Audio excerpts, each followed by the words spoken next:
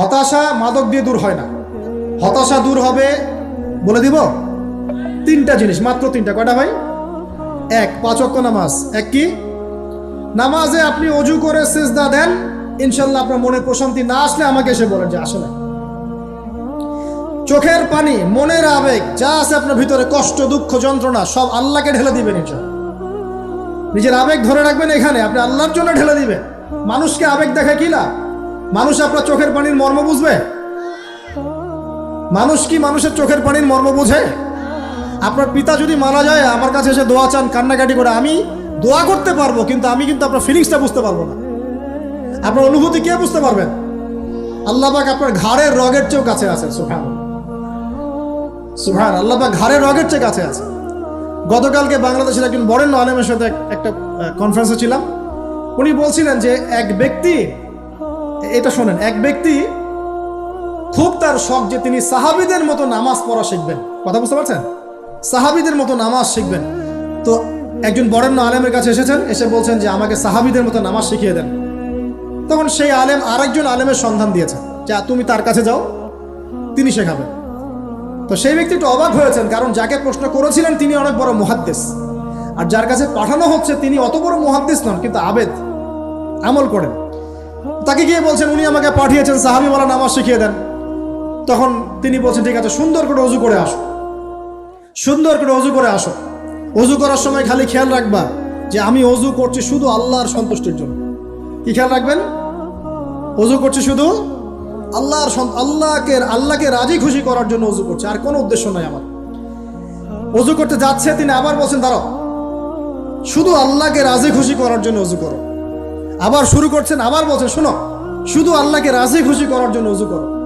এভাবে বলতেই আছেন, নামাজে দাঁড়িয়েছেন, দাঁড়ানোর আগে বলছেন শোনো, শুধু আল্লাহকে রাজি খুশি করার জন্য নামাজ পড়ো। বলতেই আছেন, বলতেই আছেন। এক পর্যায়ে সে ব্যক্তি নামাজ শুরু করলো, নামাজে মনোযোগ এদিক ওদিকে যায়, আর তার মাথায় এটা আসে, এই শুধু আল্লাহকে রাজি খুশি করার জন্য আমাকে নামাজ পড়তে হবে, শুধু আল্লাহকে রাজি খুশি করার জন্য নামাজ পড়তে হবে। এই চিন্তা তার মনের মধ্যে ঘুরপাক খাচ্ছে, ঘুরপাক খাচ্ছে। এভাবে নামাজটা সে শেষ করেছে। শেষ করে চিন্তা করছে যে নামাজ তো পুরোপুরি মনোযোগ দিতে পারলাম না। বারবার মাথার মধ্যে এরকম চিন্তা আসছে, আল্লাহ আমাকে তো মাফ করে দাও, নামাজটা আমার মনে হলো না ঠিক মতো। তখন সে ফিরে এসে তার সে ওস্তাদকে বলছেন আমার তো নামাজ এরকম এরকম করে পড়লাম, কিন্তু শেষমেশ মনে হলো যে নামাজটা হয়তো কবুল হয় নাই, আল্লাহর কাছে খুব মাফ চাইলাম, আল্লাহ আমাকে মাফ করে দাও, নামাজটা মনে হলো না। তখন সেই যে প্রথম ব্যক্তি যিনি পাঠিয়েছেন তিনি বলছেন এটাই হলো সাহাবীওয়ালা নামাজ। তারা আল্লাহকে রাজি খুশি করার জন্য নামাজ পড়তেন, নামাজ শেষ করে আল্লাহর কাছে ইস্তেগফার করতেন, আল্লাহ কিছুই হলো না, কিছুই হলো। আমার কথা কি বুঝতে পারছেন? অতএব আল্লাহকে রাজি খুশি করার জন্যে আপনি আপনার আবেগ, আপনার ইবাদত সব ঢেলে দিবেন, অন্য কারো কাছে কিছু পাওয়ার আশা করবেন। অতএব নামাজ আপনার মাদকের দিকে যাওয়া লাগবে না, নামাজই আপনার হতাশা দূর করে দেবে ইনশাআল্লাহ। 2 নাম্বার আমল হচ্ছে কোরআন তেলাওয়াত। যে ব্যক্তি কোরআন তেলাওয়াত করতে পারে নিয়মিত, তার মনের মধ্যে এই হতাশা, এই ভীরুতা, এই কাপুরুষতা কিচ্ছু আসবে না ইনশাআল্লাহ। আমি গ্যারান্টি দিচ্ছি আপনাকে, হতাশা আসবেই না আপনার মনে যদি আপনি কোরআন বুঝতে পারেন। কোরআনের একটা আয়াত নিয়ে কোনো কোনো সময় দেখা যায় 2-3 ঘন্টা সময় পার হয়ে যাচ্ছে, আয়াতটা ছেড়ে সামনে যেতে পারছি না। আয়াত নিয়ে কোনো কোনো সময় দেখা যায় 2-3 ঘন্টা সময় পার হয়ে যাচ্ছে, আয়াতটা ছেড়ে সামনে যেতে পারছি না। কোরআনের ভিতরে ঢুকলে আপনি দুনিয়ায় ভুলে যাবেন কি হচ্ছে আশপাশে।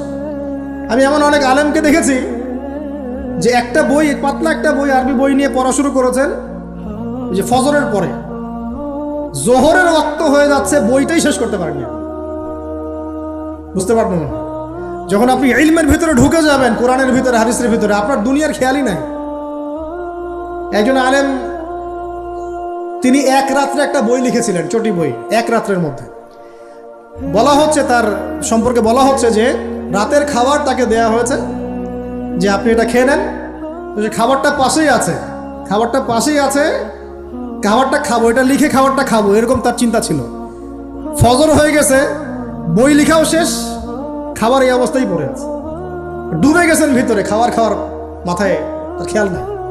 এরকম হয়। একজন মনীষী, বিখ্যাত মনীষী, রিয়াদুস সালেহীন কিতাবের রাইটার, সংকলক আল্লামা নববী রাহিমাহুল্লাহ, এরকম সারা রাত চলে গেছে, পাশে 2টা খেজুর, ওই 2টা খেজুর খাওয়ারই সময় পাবে। হাদিস নিয়ে গবেষণা করতে করতে করতে করতে রাত পার হয়ে গেছে। আমি বলতে চাচ্ছি, যখন ইলমের ভিতরে, কোরআন হাদিসের ভিতরে ঢুকে যাবেন, আপনার দুনিয়ার খেয়াল আপনার চলে যাবে ইনশাআল্লাহ। এই টেনশন, হতাশা, এই সেই বাদ। তখনই আল্লাহ পাক আপনাকে তার পক্ষ থেকে রহমত দিবেন, বরকত দিবেন, আল্লাহ আপনার দুনিয়ার কাজগুলো করে দিবেন ইনশাআল্লাহ। তখন দেখবেন কেউ আপনার দুনিয়ার ওই কাজটা করে দিয়েছে, কেউ ওই কাজটা করে দিয়েছে, কেউ বাসায় খাবার পাঠিয়ে দিয়েছে, আল্লাহ পাকই এগুলো করাই দিবেন ইনশাআল্লাহ। তো প্রিয় ভাইরা, মাদকে যাব না আল্লাহর কাছে আসবো? 2 নাম্বার কোরআন তেলাওয়াত, 3 নাম্বার আল্লাহর জিকির। 3 নাম্বার কি ভাই? আল্লাহর জিকির। চলতে ফিরতে সব সময় মুখ চলতে থাকবে, মুখ না চললেও মনে মনে মন তাজা থাকবে, মনে মনে জিকির হতে থাকবে। মনে মনে জিকির করতে পারেন? মুখ নড়বে না, কিন্তু মনে মনে আপনার একটা জিকির হতে থাকবে। সুবহানাল্লাহ ওয়া আলহামদুলিল্লাহ লা ইলাহা ইল্লাল্লাহ আল্লাহু আকবার। করা যাবে? পারে। মানুষের মন কখনো চুপ করে থাকে না, কিন্তু মানুষের মন অলওয়েজ কিছু না কিছু চিন্তা করতেই থাকে, করতে থাকে না, যতক্ষণ না ঘুমায় মানুষ।